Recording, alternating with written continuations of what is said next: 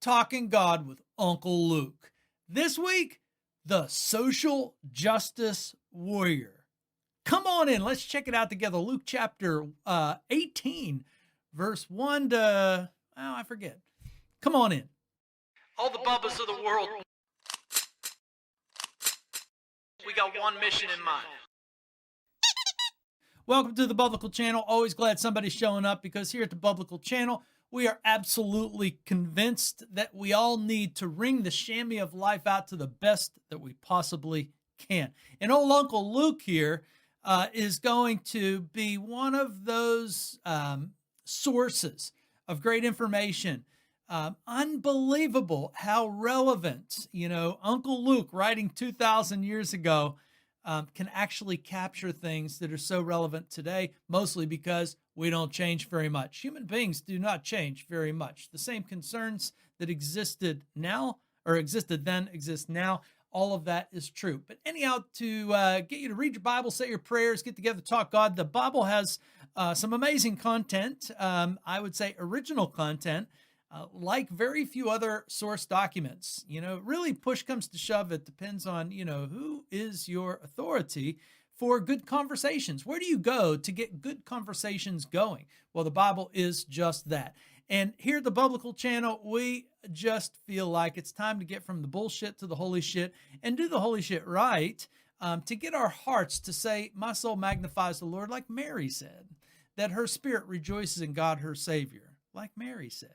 Well, anyhow, let us go with no further ado right into this text. And it's a doozy. It's a text that actually jumps right into a scenario where there is a widowed woman, a pretty vulnerable person in any society. A widowed woman goes before a judge and she says,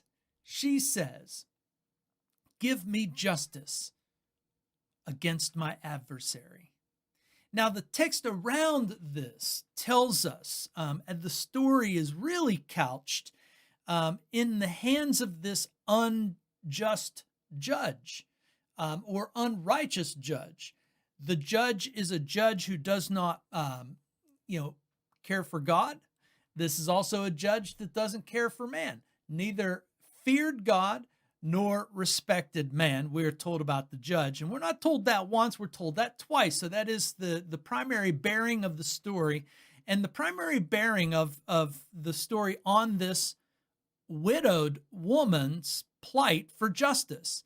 And what's interesting is that the judge who does not fear God and does not fear man, he does not doubt her justice, that she is right or in the right. That is not the contemplation of the judge. The contemplation of the judge, though, seems to be centered around just a selfish fact of he's getting tired of hearing her, which means that she keeps coming back with the same case, looking for justice against her adversary.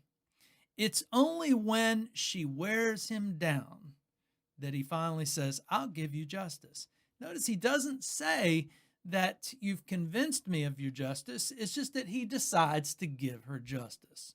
All right. Well, that is the heart and soul of this story that is going to give shape to a larger story. But let us just talk about the idea of justice, because justice is a huge topic today.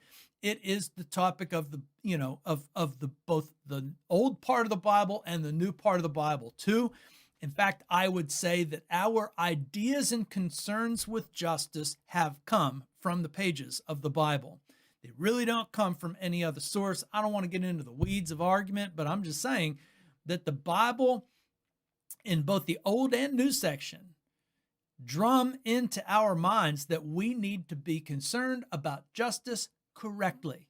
And that one of our chief problems as human beings is that we mess up justice all the time. This scenario where a judge is responsible for doling out justice and can hold back giving justice to a widowed woman until she just beats him down, that is the hallmarks of our society then. And unfortunately, ladies and gentlemen, that is the hallmarks of our society now. Justice is one of those issues that drives us crazy. It's like sex, sex drives us crazy. Justice drives us crazy. Just like sex leads to passion, so does justice.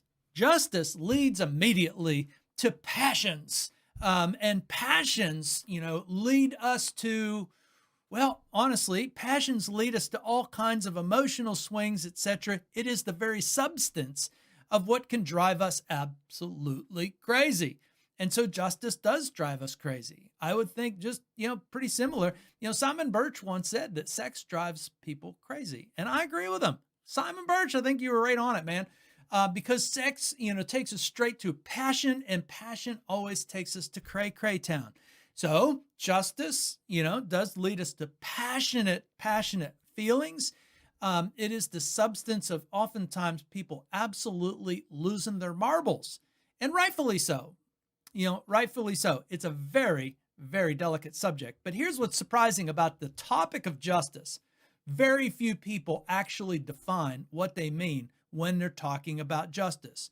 Very few people that I ever hear talking about justice takes the time to explain what they mean about justice. And I guarantee when somebody assumes that we all know what we mean about justice, the conversation is going to get weird, and it's going to get wildly out of control. And quickly, people are not going to be agreeing with one another because the definitions of the things have not been set. Justice needs to be talked about just as to what in the world do you mean? Because I think there is a great difference between earthly justice that we can get accomplished, and then there's cosmic justice. And I do not think we can accomplish cosmic justice. I just think it's way beyond us. We're not capable, nor should we even attempt to be capable, in this area for good reason.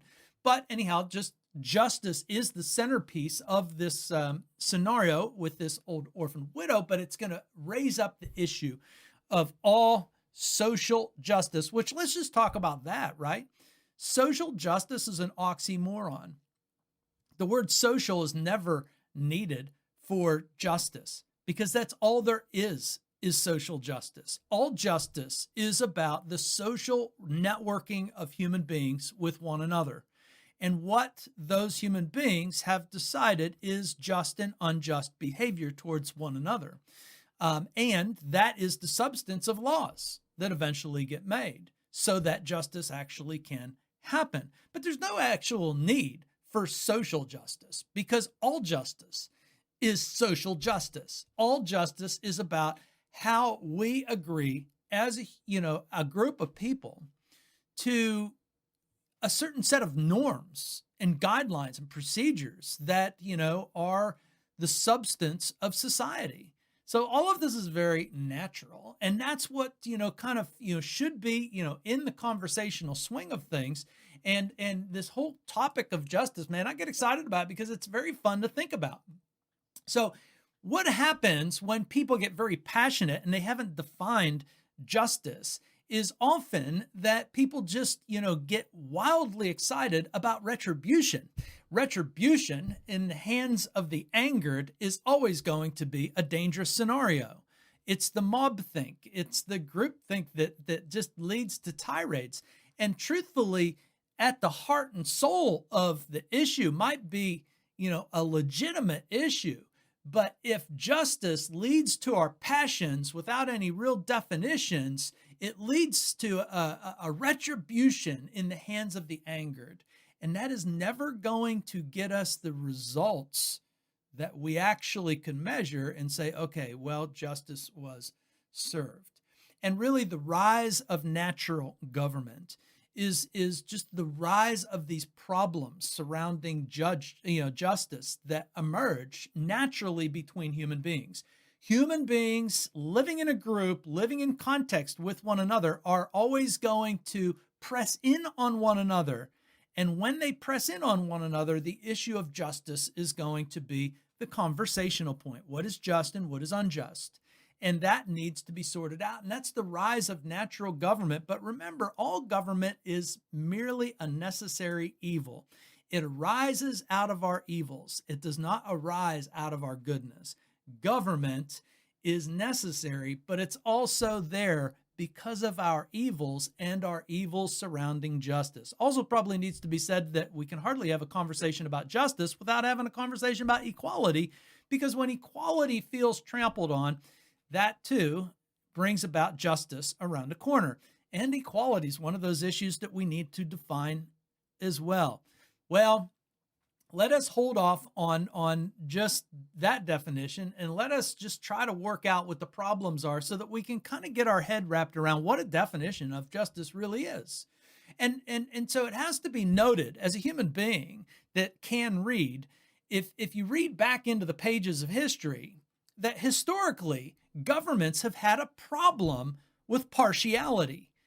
Human beings have a problem with partiality, and governments themselves have a big problem with partiality, meaning that they give partial or unfair treatment towards others. That can be negative and that can be positive, and that gives rise to the feeling of unjust behavior or unjust actions. And when government is showing partiality to one group or another, it is just a scene ripe for problems, all kinds of problems.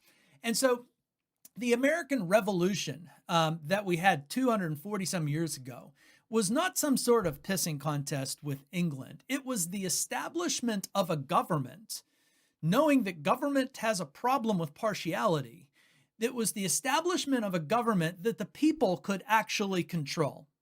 And when the people actually control the government, well, then the way that we control government is making the equality and the equal treatment of everybody under the same banner of laws. So the law, when a government is actually run by people, it is the people that apply the law equally, okay, with no partiality. The law needs to be written to be a good law, and then it needs to be applicable to all people. So that's really the definition of justice that we find in the American Revolution, that we find in the construct of the Declaration of Independence and the Constitution. And I just have to give a commercial break and a shout out to say that all of this comes from the pages of the Bible as well. I'm not saying that somebody couldn't get there without the Bible, but the Bible gave rise to all of these issues needing to be taken seriously like no other philosophy, no other religion, no other socioeconomic group that had ever lived in the lands. And historically, governments have been the root cause of human beings' trouble with one another, because those governments end up showing partiality. And so the American Revolution is very good to contrast with the French Revolution, because they both happened at a very close period of time to one another, and they both had similar concerns and similar ideas, but they had terribly different functions and results. In the American Revolution, the rule of law was at the centerpiece of the Declaration of Independence and the Constitution that later came next. And that also weighed, heavily on the minds of those who were involved in the American Revolution. Even the English, I have to give them a lot of credit. Even the English were very much aware of the need for a rule of law. And they did not dare to try to go too far past the rule of law and the commonly understood, application of the law equally. But the colonists knew that we could do even better than what England thought of. And it was just time for, England to go back to her own island and manage her own affairs and get out of the affairs of a people that were, far away. But anyhow, the rule of law is the centerpiece, and impartiality versus partiality is also the centerpiece of due process, fair trials, separation of powers, limited power, checks and balances. Compare that to the French Revolution, where you had this group called Representatives on Missions that later became the group called the Commission on Public Safety, and they literally traveled with a guillotine and from area to area. And they made their judgments, and they made their judgments quick, and there were no laws that could keep them from making their judgments. and using their guillotine immediately. And ladies and gentlemen, the French Revolution was a bloody and unjust affair. It was a mob rule. It was a ridiculousness. And those similar concerns and similar ideals that the French Revolution had with the American Revolution quickly turned into something far different whenever they took the mantle of justice into passion and into a lack of definition, and that turned into a retribution in the hands of the angered. And this group called the Commission on Public Safety were the most vicious punishers that history has ever seen. Anyhow, I invite you to go look at the substance of the French Revolution. Robespierre, and I listen. It's the French, but anyhow, their traveling guillotine could not compare to what the American Revolution was setting up, and that was a system of government that was by the people for the people. When we look at that traveling guillotine of the French Revolution, we see that the morally and intellectually superior people who think of themselves superiorly are arrogant as all get out, and they don't want separation of powers to slow them down at all. The idea of things aren't right, so we need the government to fix us, is really the first step towards hell that we can always make. And any kind of government that is a government by complaint is also an evil government. Government needs to be slowed down by the separation of powers and by the slow management of due process, fair trials, limited powers, checks and balances, all of these things. But when it comes to a certain group of people who I would say are focused on cosmic justice, they think of themselves as morally and intellectually superior to everybody else. I just call that arrogance. And they don't want anything to slow them down. And when you get justice managed by the angered group of people, it's never going to come out right.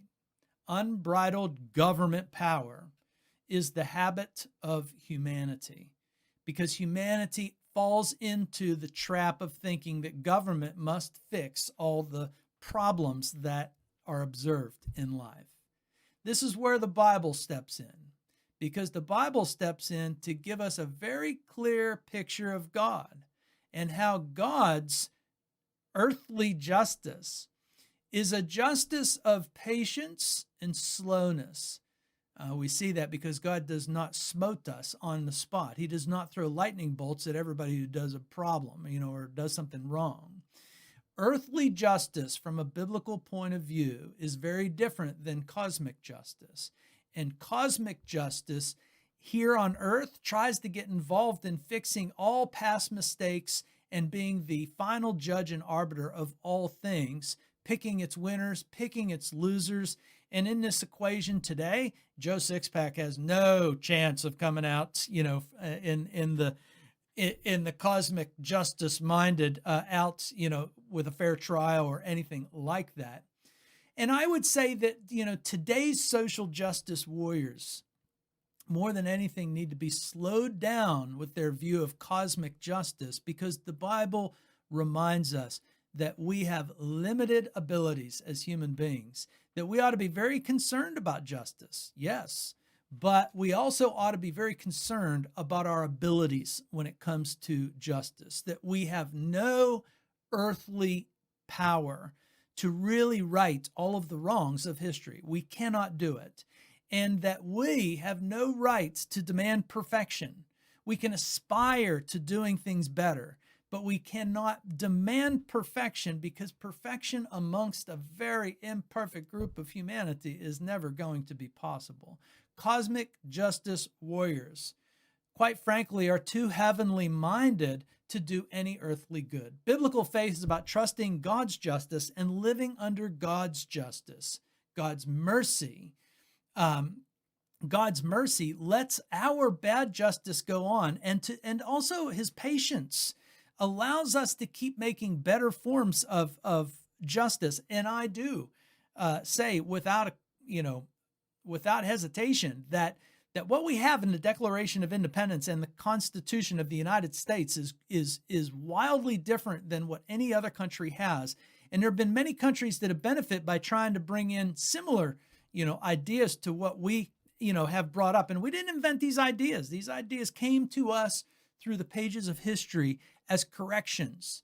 And so today's cosmic justice warriors are actually taking us back in a step in time to a time where this widow meets up with an unjust, judge who has no fear of God and has no respect for humanity in its entirety.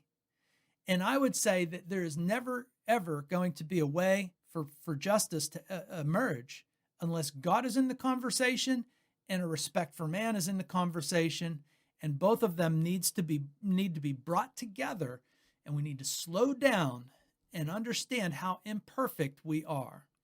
Biblical faith is ultimately about trusting God's justice and living under God's justice.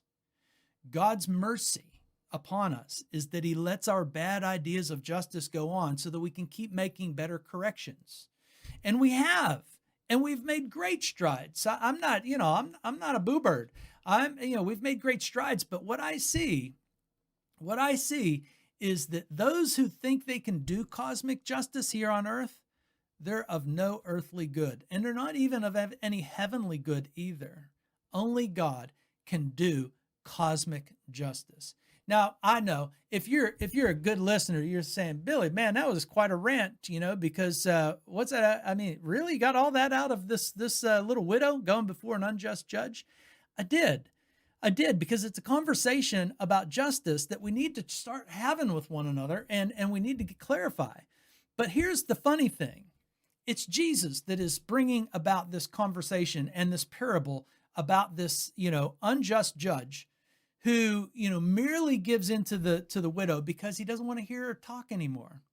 He gives her justice, yes, but he gives justice only because of his own selfish needs.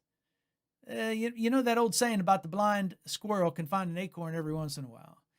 What Jesus is presenting to us is that if we understand that justice can happen amongst us humans sometimes, then how much more should we believe that justice happens with God?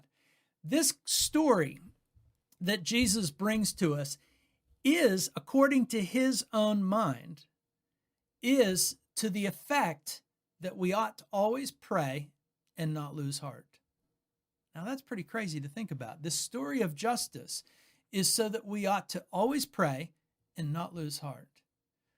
How does a story about justice, relate to praying and not losing heart?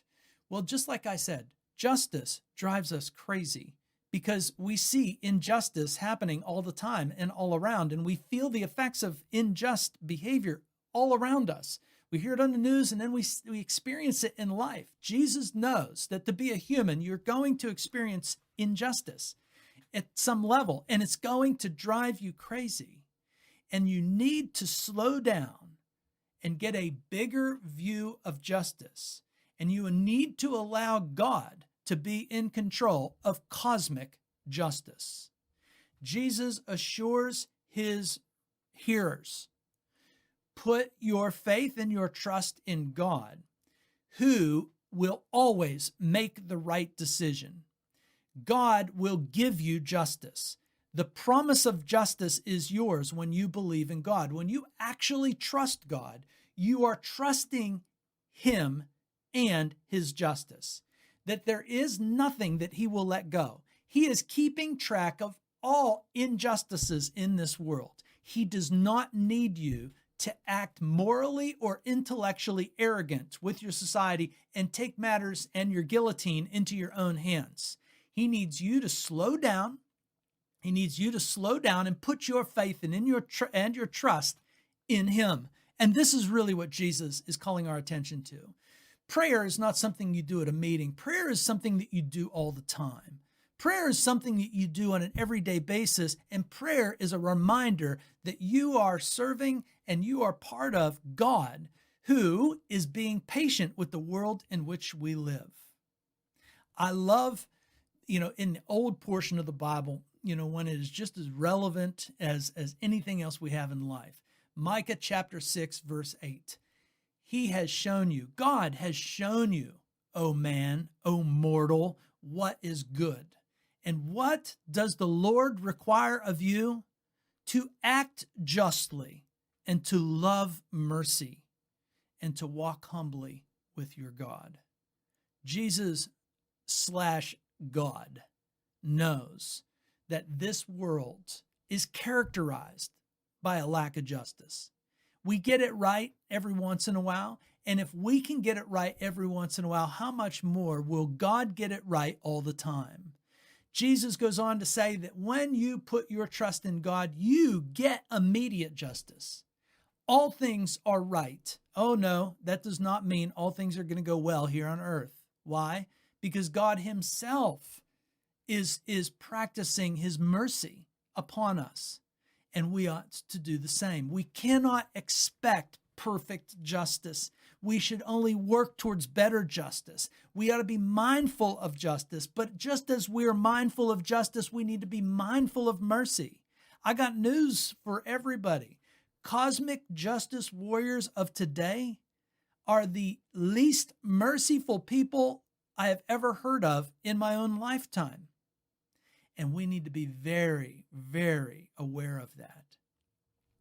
To act justly, to love mercy, both of those things go hand in hand, because both of those things go hand in hand with God.